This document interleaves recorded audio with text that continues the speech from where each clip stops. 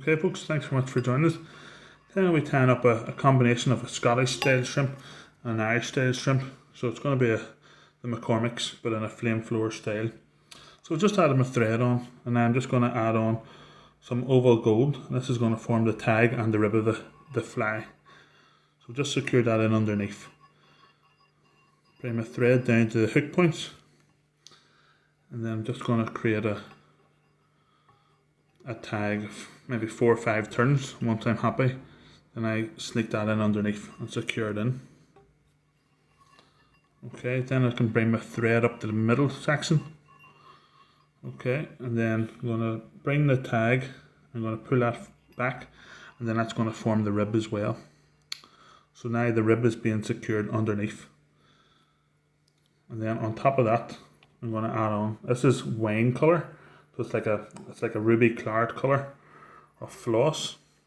It's single strand, this one, so I'm going to just double it up and I'm going to secure that in at the top. So I have the floss being secured in at the top and the rib secured in at the bottom. As you'll notice, I haven't put the tail on at this stage. Being flamethrower style, the tail is going to go in at the centre part. Okay, so now we just bring our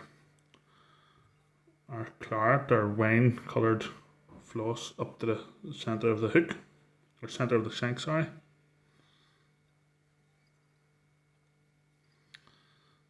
Okay, and then screw that in a couple of turns. Then follow it up with 3 or 4 turns of your gold rib.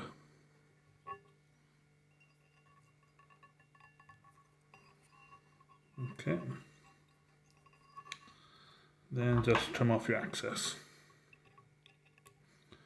So this tail in the centre of the shank instead of the rear of the shank helps with tail wraps. So I think it's quite modern. It's only the last 10 or 15 years or so. Okay, so the next thing we need to do is secure our hackle in. So I'm just going to wax the thread there, give it a good grip.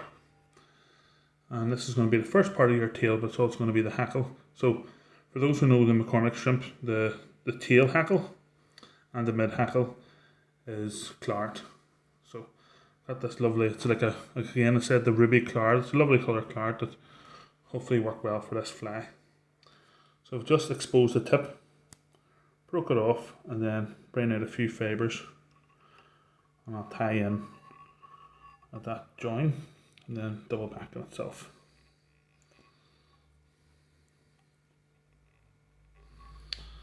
Okay, then I just use the back of my scissors and try and work those hackle fibres in downwards. This particular feather is twisting a little bit, but hopefully we'll get there.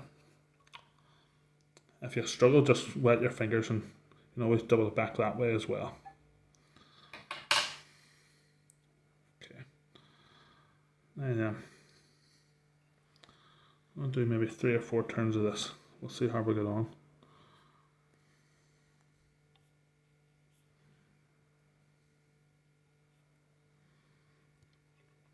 Okay. I think one last turn should be enough, so it is 4 turns. So I've just removed a few of the excess fibres there. Okay. Just going to bring that forward, securing that in, and then trim off my excess. And I'm also going to trim off any fibres that are pointing forward.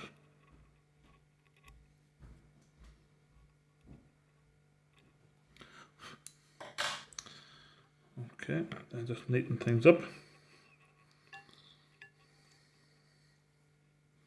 So once the hackle's secure in, the next part of the tail is going to be some bucktail. So I have, as you can see here, this is already stacked. And it's all glued together. So I'll put a wee link in the video how I do that. Just saves me a wee bit of time. So I can just expose a few strands, and that's going to create a tail. Okay, and I want this about twice the length of the shank. So, yeah, looks about right there. I'm going to put this on slightly in front of that mid hackle for now. just to secure it in. Then I'll have a look before I actually put any pressure on. Okay, so I'm happy enough with that there. I don't want to put too much pressure on the thread there, because if I do, it'll splay like a muddler. So what I'm going to do is a wee bit of super glue on this thread. Then I'm going to take a few wraps forward. And that'll give me a secure hold without having to splay any of the fibres. Then next I'm going to add in a wee bit of flesh. So I've got some gold crystal flesh here. It's up to yourself how many strands, but I've got maybe, I don't know, about 4 or 5 here. I'm going to put those on, just pinch a loop, but they're going to be on top of there. Okay. Then trim those to whatever length you want. It could be middle of the tail, full tail, it's entirely up to yourself. Got a nice mixture there. Okay, I'll give a nice bit of colour in the water as well. Okay, so I'm going to just neaten up here. So that super glue will be well dried. And I've just cut the bucktail at a slight angle there. That'll help give a nice taper.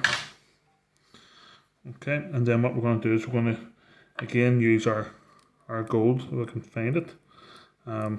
Basically we're wanting to use gold rib again. Just cut off another section here. I'm going to secure this in underneath. Okay. And then another piece of the Claret floss. Just move the rib here out of the way. Claret floss, and again I'm using the weight of the bobbin to secure that in.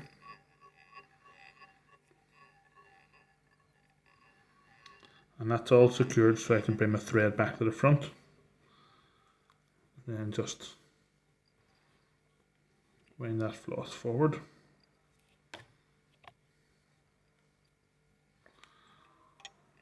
And then a couple of turns to secure it. And unlike Irish shrimp flies, it's normally 3/5 the rear body, 2/5 the front body. For this kind of fly, because it's a flamethrower, I've just done half and half.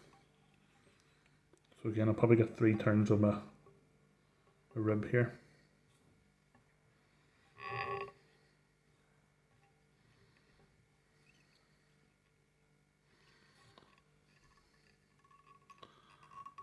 Okay, let's secure that in.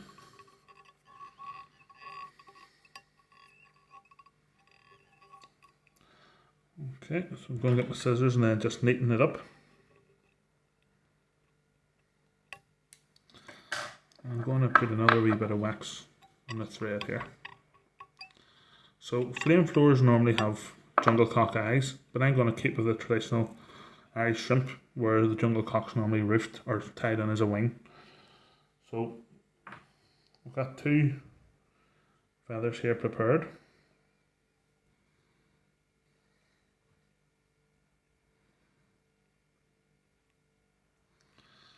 And I'm just going to tie those in ever so lightly. A few wraps to secure until I know that I'm happy.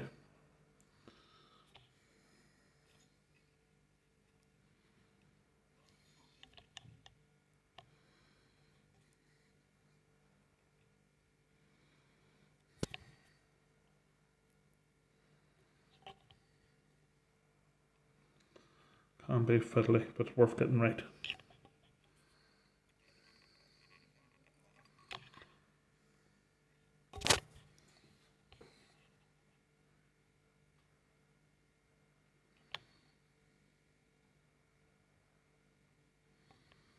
Okay, so I'm happy with the way they're sitting now. So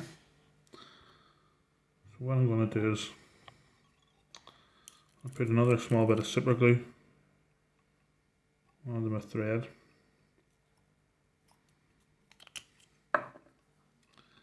And tie that over. That'll give me a very secure hold. The most expensive feather on the fly, there's no point of it falling out after a few casts. Then I'm going to just cut off my excess on each side. Okay, then a wee bit of wax, and we're going to add in our final hackle here. So it's going to be hot orange, very bright, very hot orange. And again, just going to expose the tip, break it off, and create a bit of a V with the fibres, and then tie in at the V. Pull those fibres back on themselves, and you have a very secure hackle. And again, the hackle length is slightly shorter than the mid hackle, because the mid hackle has to go past the actual hook itself. Okay, and this feather's a bit better behaved than this feather's barbs. It came down very well, so I'm just going to do a few turns. One. Careful you don't tie on top of the jungle cock and push them back. 2, 3.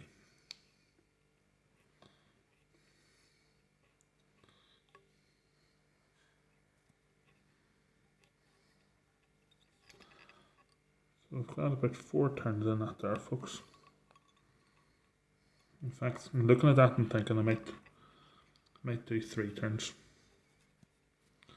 Don't want it to overdress, so I'm going to go back. I'm going to just screw that in at an angle and then pull the feather back in itself.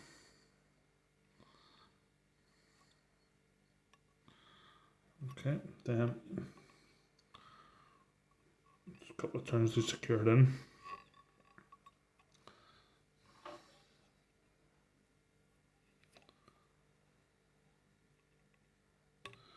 Turn off your access, and now we've got the main part of the flag, so we can just start building that head up.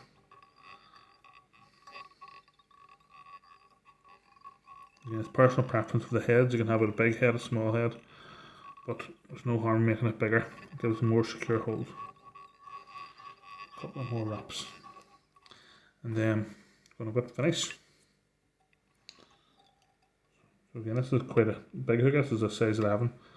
So I can do as many whip finishes as I want really with this size of thread. Probably do half a dozen or so. And that's your fly complete, folks. So that's your McCormick's flamethrower.